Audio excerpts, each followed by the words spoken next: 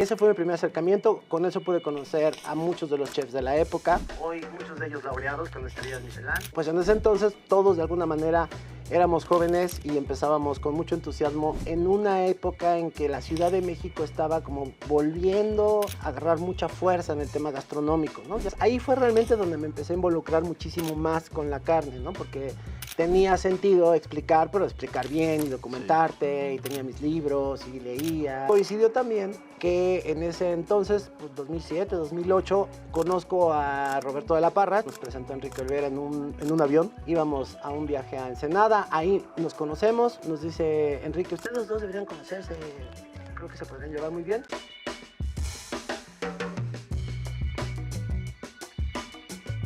Bueno, pues bienvenidos, muchas gracias una vez más a este podcast llamado Paladares y Relatos de Gastrosofía, este podcast de toda la industria culinaria y del food service de la Ciudad de México. Y hoy tenemos un invitado muy especial, un parrillero de Reina de la Brasa, el chef consultor de US Meat, un explorador culinario, como dice también en su Instagram. Así que Alex, de verdad, bienvenido, gracias por recibirnos aquí. Bienvenido, Alejandro Zárate Vega, muchas gracias. Gracias, Santi, un placer. Mucho gusto en estar en este proyecto. Me da gusto ser de los primeros. Perfecto, nosotros también. Al tanto y listo. Muy bien, pues comencemos. Pues primero cuéntanos cómo fue o cuál fue como el momento o el parteaguas donde dejaste al 100, por así decirlo, tu carrera de diseño gráfico para entrarte de lleno a la cocina o principalmente a la parrilla. Pues no hubo un punto, hubo un aviso, por así decirlo. Un día le dije a mi mujer, ya me cansé de esto, digamos, del trabajo corporativo asalariado. ¿Así ejerciste dentro del Sí, cine? 10 años estuve trabajando en eso, pero para cuando se cumplieron esos 10 años yo ya llevaba 5 de estar escribiendo y de estar formalmente, pues, lidiando o disfrutando, diría yo, del mundo gastronómico de esa época. Estamos hablando del 2002 al 2007 más o menos. Ok. Y durante 5 años yo hice reseñas, entrevistas, porque estaba en la industria editorial, entonces tenía sentido, pues tenía como una salida muy rápida a todo lo que estaba haciendo. Y lo interesante es que yo no cobraba, porque yo estaba empleado como diseñador gráfico, en ese entonces era director de arte de Chilango. Ok. Y pues por 5 años tuve Chilango, Time Out y el resto de las revistas de Grupo Expansión para publicar. Entonces lo hacía, iba a los eventos, entrevistaba a los chefs de esa época, a toda la industria del vino también, pero no cobraba. Entonces eso de alguna manera me dio una gran ventaja porque pues no había un interés comercial en todo lo que estaba haciendo, era básicamente por el puro gusto. 5 años después decido que ya el tema del diseño gráfico pues ya no le estaba poniendo la atención, ya me estaba agotando un poco esa parte y también empezaba a crecer la demanda por hacer más contenidos. Entonces dejo el diseño literalmente no de un día para otro, pero sí empiezo primero renunciando a Expansión, pero me mantenía como un colaborador, aceptando proyectos de diseño, pero muy específicos, preferentemente vinculados al tema gastronómico. Y ahí sí, poco a poco fui dejando de hacer cada vez más diseño, pero la realidad es que nunca dejas de hacerlo. Sí, claro. O sea, aún hoy pues no dejo de ver con ojos de diseño muchas cosas. Entonces sigo teniendo ahí algunas actividades, no formalmente como un diseñador, pero pues sí con un ojo visual gráfico. Y después de eso tampoco empecé luego a cocinar. Viene otra transición en la que seguía yo como periodista gastronómico, hasta que llega un punto en el que el tema de las experiencias, de los talleres gastronómicos, el tema de la parrilla me empieza a absorber también cada vez más. Voy dejando de lado el tema del periodismo gastronómico y en muy buen momento, porque además justo empezaba todo este tema que ya hoy es una realidad de los influencers, de una dinámica completamente distinta. Sobre todo de una dinámica completamente distinta en temas financieros. Claro. ¿No? Dejó de ser un buen negocio ser periodista. En ese entonces los periodistas le cobrábamos al medio, Sí. no al restaurante, no al chef. Entonces, pues yo no me hubiera sentido cómodo con esa situación. Entonces, Oye, fue un muy buen momento. O sea, ¿cómo eran tus reseñas? Yo, la verdad, alguna vez, yo estudié periodismo también y bueno, ya tendrás tu podcast para entrevistarme y te contaré qué hago aquí. Hoy tenemos un invitado especial. Pero yo en algún momento pues no lo quería dejar, ¿no? Y sí, una amiga trabajaba en Time Out y yo me interesé en escribir alguna reseña en un lugar. Y me pasó un lugar en La Condesa que fui a ver y escribí todo y, o sea, me la tachoneó, me la rellenó, o sea, que todo mal, no sé qué. Y pero el caso es que nunca se publicó en nada, o sea, pero yo pensé que iba a ser era algo mucho más sencillo de hacerlo. Ya cuando lo empecé a hacer, la verdad es que sí entiendo por qué no lo publicaran y no es Sí, fácil, o sea, ¿cómo le haces? mira, yo tuve muchísima suerte porque aunque tenía un gusto por la escritura y aunque ya había hecho, pues no exactamente un trabajo de periodismo, pero sí había hecho algunos ejercicios de escribir algunas cosas, tuve muchísima suerte de que los editores de las revistas me fueran acompañando. Entonces, mi primer misión oficial fue para la revista Expansión. En ese entonces existía una sección que se llamaba... no, ni siquiera me acuerdo cómo se llamaba, pero era una sección gastronómica que dirigía Lulú Botello, y un día me dijo, oye, yo como que veo que a ti te gusta el tema de los restaurantes y del vino, ¿no te gustaría hacer una reseña para nosotros? Y yo, sí, no tienes que escribir, mira, haz tus notas, vienes conmigo y yo te la redacto, ¿no? Entonces le entregué mi redacción como a mí me parecía que podía funcionar. Me la revisó, le hizo algunas correcciones y la publicó, ¿no? Entonces, pues salí apadrinado en una muy buena revista. Y de ahí pues, empezó de alguna manera a correr la voz, ella me volvió a pedir cosas. En ese entonces, la gran ventaja es que yo no estaba cobrando. O sea, yo estaba haciendo un trabajo periodístico sin cobrar. Para ellos era maravilloso porque además tomaba fotos. Claro. Entonces yo llegaba ya con mis fotos, con mi texto, que medio me corregían. Pero con la gran fortuna también de que en esa época de Expansión había una política de capacitación impresionante. El director de ese entonces, John Reuter, que ya murió, un gran maestro, un gran maestro. Cualquiera que me escuche decir esto coincidirá conmigo en que fue un gran maestro para toda una generación. Y él nos traía en capacitación todo el tiempo. O sea, tú imagínate treintañeros inquietos, talentosos y guapos como nosotros, pues nos tenían que tener ocupados todo el tiempo. Entonces, todo el tiempo nos estaban capacitando. Y dentro de las muchas capacitaciones que tomé en Expansión fue un equipo de Time Out de Londres vino a capacitarnos para hacer todas las reseñas de Time Out. Okay. Y estuvimos una semana encerrados aprendiendo cómo debíamos hacer las reseñas, cuál era la estructura, qué teníamos que ver, qué no teníamos que incluir, todo. También tuve chance de tomar un diplomado igual, patrocinado por Expansión en la Universidad de Ibero sobre periodismo de investigación. Entonces, todo eso pues, te va de alguna manera dando más herramientas, ¿no? Sí, claro. No te voy a decir que hago las mejores reseñas, ni tampoco te diré que era el mejor periodista gastronómico, pero eran muchos muy buenos elementos en ese momento, con muy buena suerte, como que todo se acomodó para que fuera ideal, y eso me permitió conocer a mucha gente, ¿no? Incluido a Julián de Gastrosofía, que en ese entonces pues, era mucho más simpático que ahora. ¿Y ese fue tu primer acercamiento gastronómicamente? ¿O sí, desde... ese fue mi primer acercamiento. Con eso pude conocer a muchos de los chefs de la época. Hoy muchos de ellos laureados con estrellas Michelin, pero pues en ese entonces todos de alguna manera éramos jóvenes y empezábamos con mucho entusiasmo en una época en que la Ciudad de México estaba como volviendo a agarrar mucha fuerza en el tema gastronómico, ¿no? Ya se había quedado un poco anticuado el tema ochentero de la cocina, de la nouvelle cuisine, de esta influencia francesa, y entonces empezaba a haber un montón de propuestas hacia una cocina mexicana de vanguardia. Entonces, bueno, pues me tocó entrevistar a todos los de esa época. Me conocían, los conocía e insisto, como no había un interés económico de mi parte, pues había también muy buena voluntad por parte de ellos, ¿no? Había como mucha confianza en el sentido de que lo que yo decía, pues era porque era una opinión real, no porque estuviera financiado por el mismo restaurante. Sí, de acuerdo. Y, o sea, si hoy te sentas en un restaurante y te pidieran hacer una reseña, ¿cuáles serían los pasos a seguir o cómo lo harías? Pues mira, dentro de las cosas que pude hacer en algún punto fue dar clases en el CESA sobre justamente eso. Okay. Y yo lo que les decía a los chicos siempre era que era muy importante hacerte de un paladar experimentado, ¿no?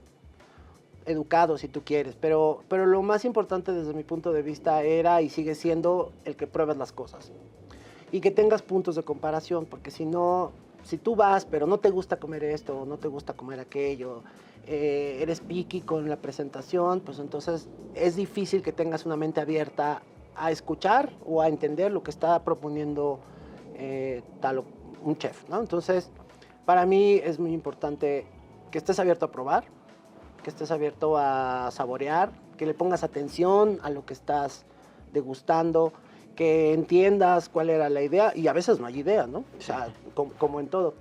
Y una vez que haces eso, una vez que observaste mucho, pues la otra que es bien importante es tomar notas, ¿no? Entonces, tomar notas es fundamental porque la memoria es muy, muy corta y muy traicionera. Entonces, pues tú puedes recordarlo como una gran experiencia, pero a lo mejor hay que quitar el hecho de que a lo mejor el lugar está muy bonito, te recibieron muy bien, olía rico algo, ibas con una compañía muy agradable, el vino estaba muy bueno, pero que no influya eso en lo que realmente vas a hacer, que es probar la comida y hacer una reseña.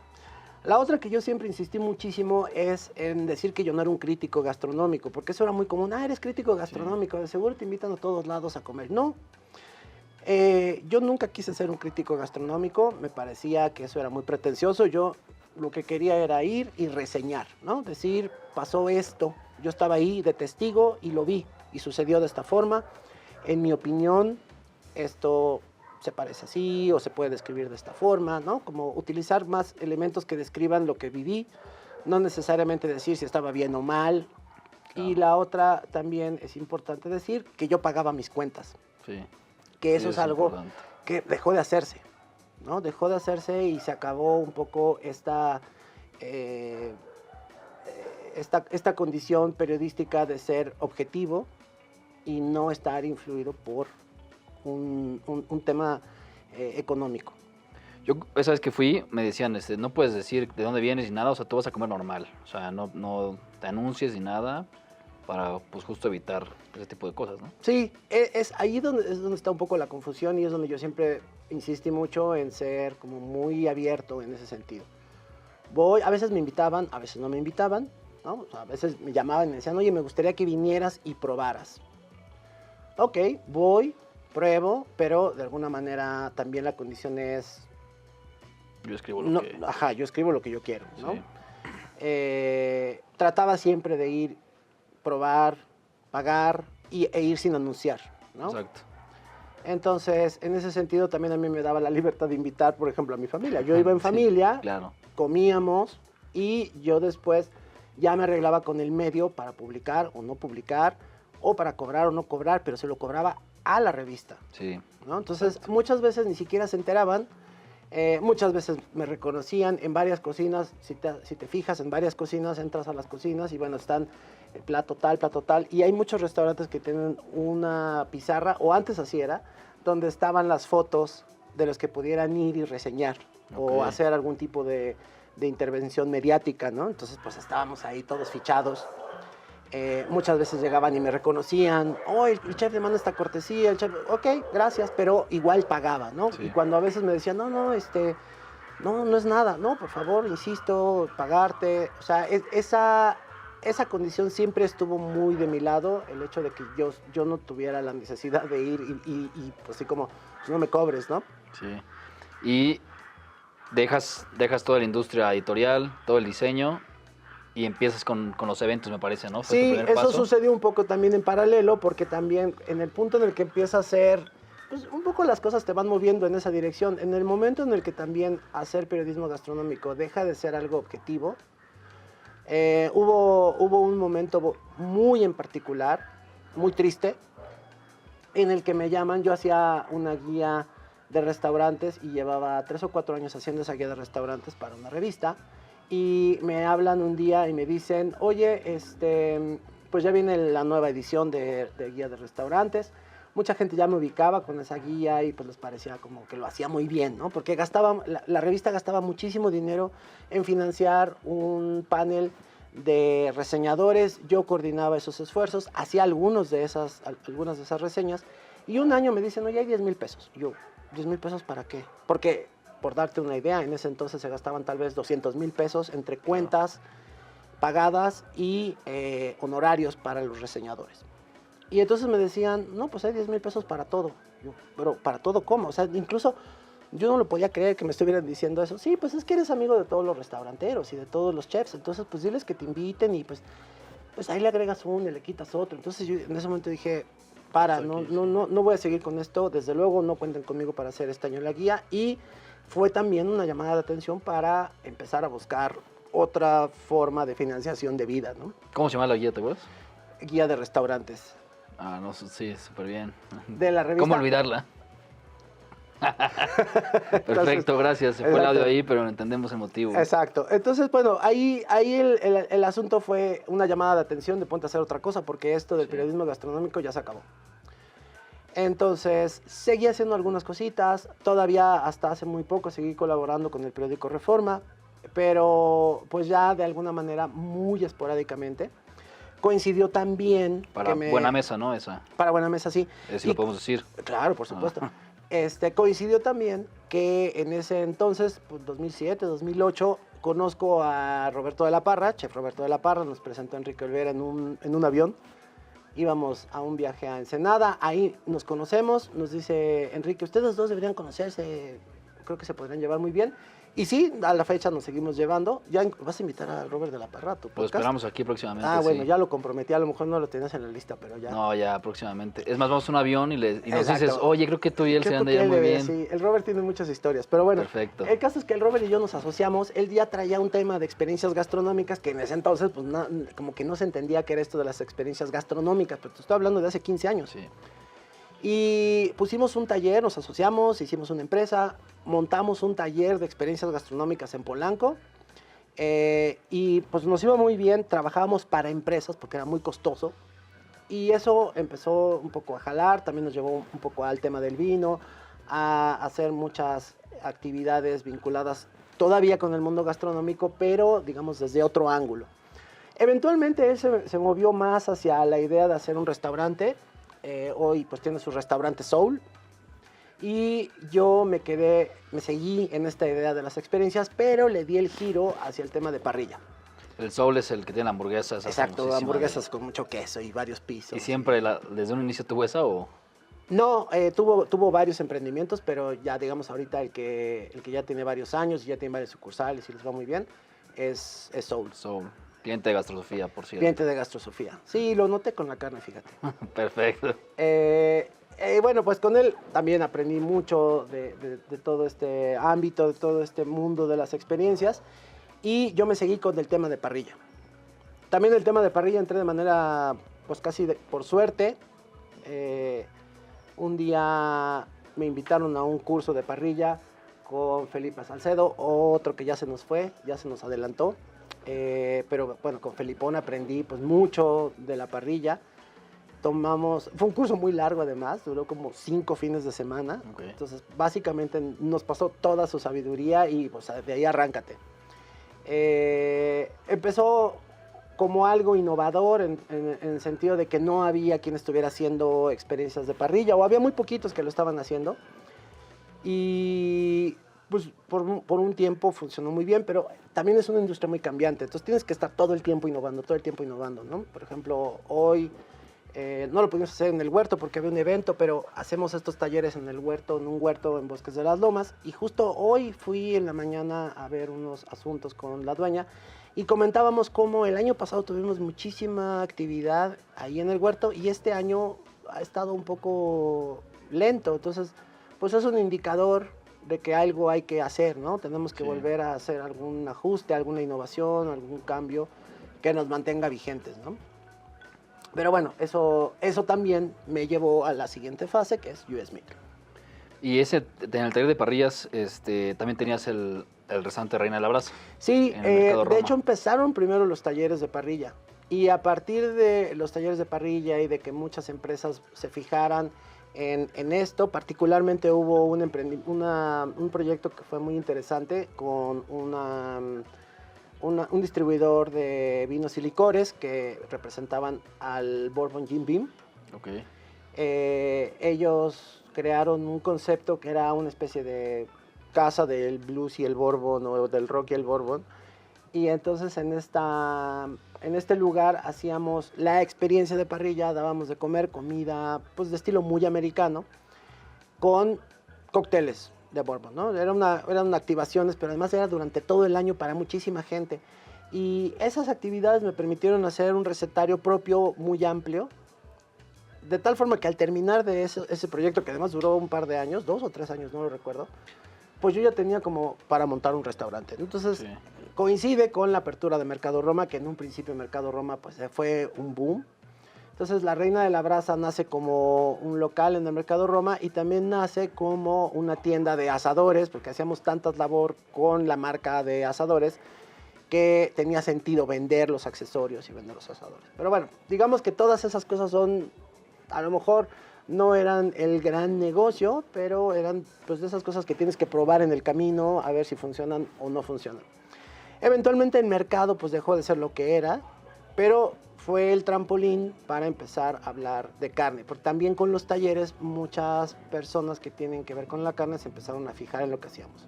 Gastro Sofía llegó a ser uno de nuestros patrocinadores en los talleres de parrilla. Y esos talleres, bueno, que patrocinamos y fuimos en varias ocasiones, o sea, no eran precisamente para gente del medio, o sea, no, era abierto al público. Ahí es un público que estaban completamente abiertos al público en general. La dinámica era conseguir un patrocinio para poder bajar el costo del boleto y que fuera un costo accesible relativamente, ¿no? Aún así son experiencias caras, pero si no hubiera un patrocinio serían mucho más caras. Claro. Yo me acuerdo, bueno, una que me acuerdo fue una de costillas y había rack de venado de Nueva Zelanda, rack de cerdo, rack de cordero y costillas de res. Sí, que conste que todavía no trabajamos con US Meat en ese entonces, ¿eh? Pero sí con Gastro Sofía, por lo menos. Gastro Sofía. Sí, llegamos a tener más de 20 temas para los talleres, sí. Entonces yo los iba rotando. Había un grupo de talleres que eran técnicos, ¿no? Desde súper básico, más avanzado, un poquito más avanzado, súper avanzado, ahumados, y luego temáticos, por ejemplo, hamburguesas o costillas, como en este caso hubo costillas versión 2.0, que eran todavía como más plus las costillas.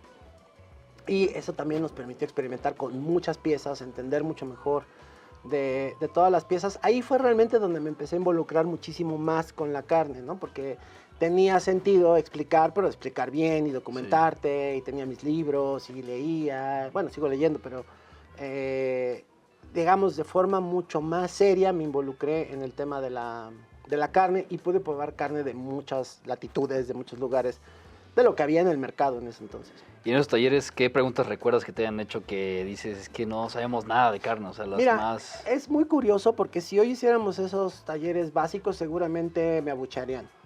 Pero el básico era desde encender el carbón. Okay. Porque la verdad es que la gente pues estaba acostumbrada a los anafres. Sí. ¿No? O sea, en ese entonces había anafres, había asadores tipo argentino, ¿no? Que sube y baja la parrilla, pero pues es más bien como una cosa de herrero. Sí. Y había uno que otro que había logrado conseguir un Weber, ¿no? Uno de estos de bolita, o el que tenía super contactos se había traído un Green Egg. Y nada más, no había de otro. Entonces, trasladar esta idea de carne asada, de parrilla, de anafre o de un asador de hechizo a un asador con una técnica fue muy interesante, ¿no? Fue un poco como predicar en el desierto. Al principio la gente como que decía, no, pero es que yo tengo ¿no? Pues es que a mí la verdad no, esos de bolita no me gustan. No, a mí con tapa no, como que querían ver la llama, ¿no? Querían ver, es que la carne me queda dura, dime cómo le hago para que no te quede dura. Para que no me quede dura, no, pues es que hay que elegir correctamente la carne. No, yo digo la carne, pues es que como tratar de explicar lo que hoy sabemos de carne, lo que hoy entendemos, ¿no? De que hay diferentes clasificaciones, de que hay diferentes piezas, diferentes músculos, todo eso pues era un poco picar piedra, ¿no? Sí, de acuerdo. Entonces me preguntaban, ¿entonces que a mí me queda dura? O es que ¿cómo le hago? ¿Toda la carne la tengo que marinar? ¿Cómo le hago si yo tengo asador abierto? Y yo, pues no, es que aquí este es un seminario o este es un taller con asadores cerrados. No, pero es que el mío es abierto. Pues, Claro, y pues justo pierde la ventaja, ¿no? O sea, porque un asador abierto, pues es... pues son diferentes técnicas, ¿no? Sí. Eventualmente, como que la gente hubiera esperado que yo le dijera, no, estás mal, haz esto, que está bien. Y no, más bien hay que entender que hay diferentes técnicas y es la diferencia entre usar una licuadora y una batidora, ¿no? Claro. Hacen cosas diferentes. Exacto. Los dos como que sacuden las cosas, pero hacen cosas diferentes. ¿Y qué me dices de una lavadora, no? ¿Y qué me dices de una lavadora? No, ¿no? hombre. Pues ahí puedes hacer mayonesa, a lo mejor. Y son preguntas que, o sea, que también me tocó a mí en el medio. O sea, habrá, tú dices, no, pues es chef, es tal, pero también hay gente dentro de este medio, con restaurante, con todo, que también hay cierta desinformación de cortes de carne o Sí, procesos, aunque términos. yo no tenía muchos chefs en los talleres. La verdad es que yo empecé a tener contacto con, desde el lado de la técnica parrillera con los chefs, hasta que empecé a trabajar con US Meat. Okay. Antes, pues eran personas normales que quieren hacer un asado en su casa. De pronto se colaba uno que otro. Yo tengo un restaurancito, ¿no? Yo tengo un puesto de tal cosa, ¿no? Pero era raro. En realidad no eran seminarios de capacitación, pues eran talleres de parrilla como para irte a pasar bien. Teníamos vino, teníamos pues no sé, diferentes ingredientes, botanitas. Se trataba de pasártela a gusto, Sí. no de hacer una capacitación formal. Pero sí, había muchas dudas, como que todo, como que no se acababa de entender, como que también no había permeado el conocimiento hacia la gente común y corriente que iba a comprar su carne al súper, ¿no? Eso, como que ahí estaba un poquito confuso todo.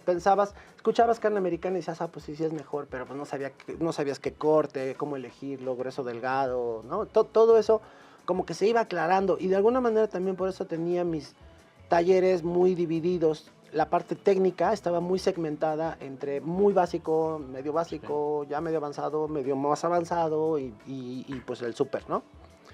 El supermaster, pero había mucha desinformación, creo. Y fue hasta que te das con US Meat que vuelves otra vez como a incursionar dentro del medio, digamos. Sí, digamos que no lo solté porque pues igual seguía yendo a comer con esos mismos chefs o restaurantes. Y ya amigos también, Me ¿no? hice O sea, de muchos amigos, ¿no? Con los que seguimos teniendo mucho contacto. Desde luego sí me distancié de algunos otros, ¿no? Queda claro que no éramos amigos, que no éramos colegas, ¿no? Pero de alguna manera también yo en ese punto, en el punto en el que decido abrir La Reina de la Brasa, también un poco como que me cambio de bando.